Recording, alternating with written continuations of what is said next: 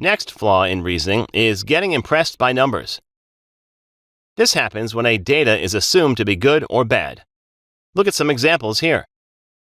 Lily earns more than 90% citizens in the country.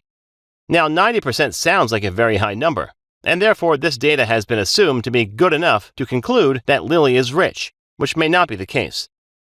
One more example. Jack improved his score by 200%. Thus, Jack performed well.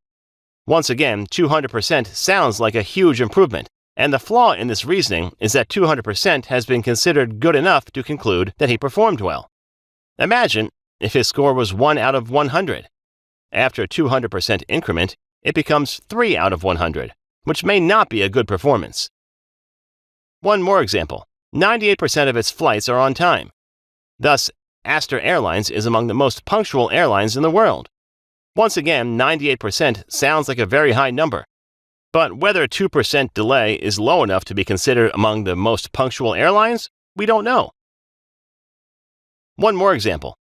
0.01% defect sounds like a very good ratio, but imagine it is about medicines.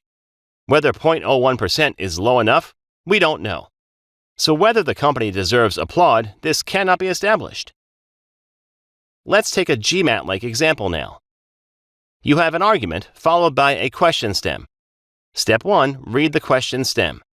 Step 2, read the reasoning. And Step 3, have a broad expectation from the correct answer choice.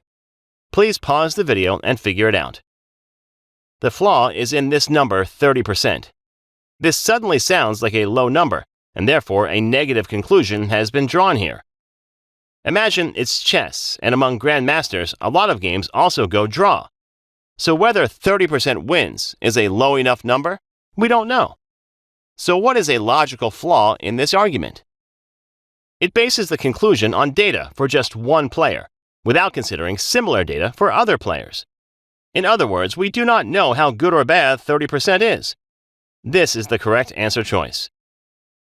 This was the concept, friends. GMAT shots are deliberately kept brief. For an elaborate explanation, please watch the Stage 1 conceptual videos in our program. Thanks for watching.